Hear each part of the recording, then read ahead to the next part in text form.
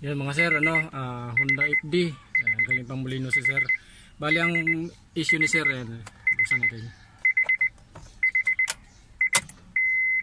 Yan, nagana naman siya, kaya lang kanina pagdating ni sir blackout. Yan. Sabi ni sir, madalas daw talaga blackout. Tapos pag nalubak, yan, nagana siya. Tapos yung ito, pag nagkaroon ng reading daw, yung fuel gauge niya, pabliktad. Yung empty, nandito sa full. Tapos pag full tank, yun yung empty. Tapos hanggang ngayon, ganyan na daw. Hanggang ngayon, kaya hindi na rin nila alam kung may gas pa o wala na. Kasi lagi na rin siyang naka-empty. Pina-repair na raw nila to sa sa Banawi. Yan. Kanina pagdating ni Sir blackout hindi ko lang na-videohan. Ngayon nagana siya.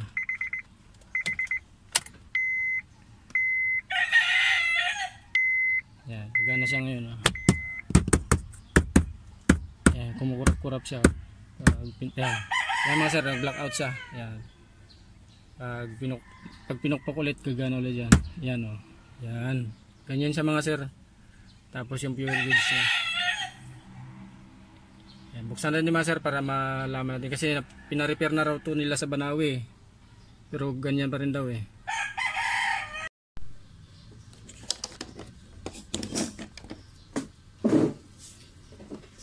Mga sir, ito na yung panel gauge ng Honda FD.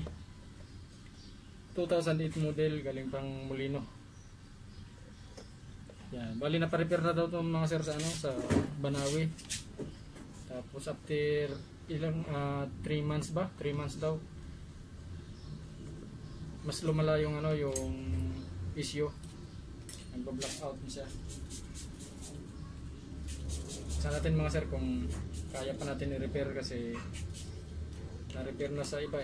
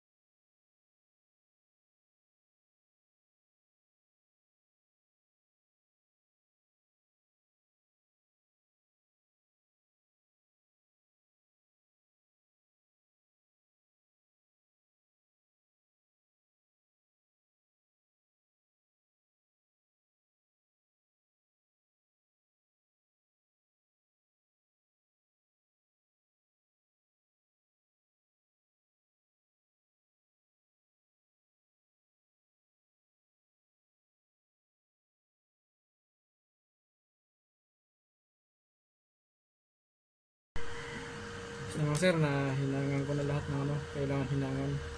So, napalitan ko na yung dapat palitan. Ang issue nito mga sir, blackout. Blackout pag ano, pag nalubak, tapos pag nalubak ulit, nagana. Tapos walang reading yung fuel gauge.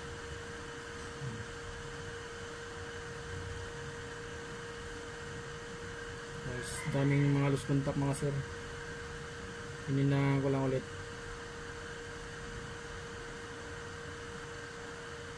Check ko mga sir kung ano, kung bago natin ikabit to, check muna kung walang nag-short doon sa mga hininangan ko, kasi ang liliit ng mga paa mga sir ng ano, yung mga hininangan ko ang liliit, baka may nagdikit, kailangan walang mag-short.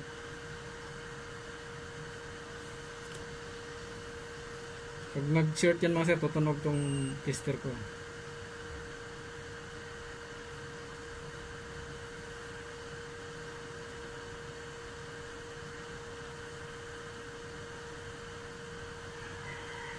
Okay mga sir, walang nag-short.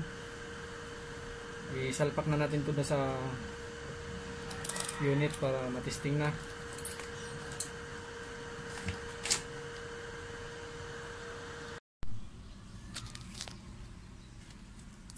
Yung mga sir, ito na yung ano, yung panel gauge ng, yung upper panel gauge ng Honda FD 2008. Yan. Ang issue kasi ni sir pag ano, pag pinukpok, okay pag nalubak sir no, nag-blackout no. Oo. Tapos yung fuel walang reading. Yan. Kita mo sir yung ano, yung sa fuel. Yan, 'di ba pag ganyan? Yan. Yan sir oh. Maayos na sir yung gauge niya. Di ba kumpleto yung bar niya, yung kulay puti. Ayos na yung gauge niya sir. Ngayon sir, ang may problema ngayon dun sa floater. O kaya yung wirings. Yung galing floater papunta dito. Yan, kasi kumpleto na yung bar niya. Yan.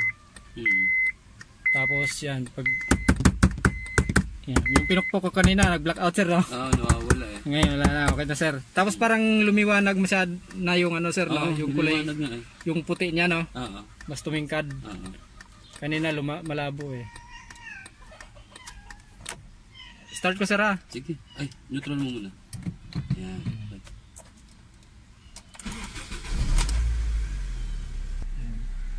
Yun lang mga sir, bale ano, yung si sir may problema din pala sa floater. Pero maayos na yung ano, yung gauge niya. Yan, hindi na rin siya nag-blackout. Yan, buo na yung bar ng ano eh, sa pag-on ng susi. Kasi malaman mo yan sir kung may problema pa rin doon sir. Pag bukas mo na sa susi, walang lalabas doon. Yan oh. Walang, hindi yun lalabas yung mga kulay na yun, yung kulay puti.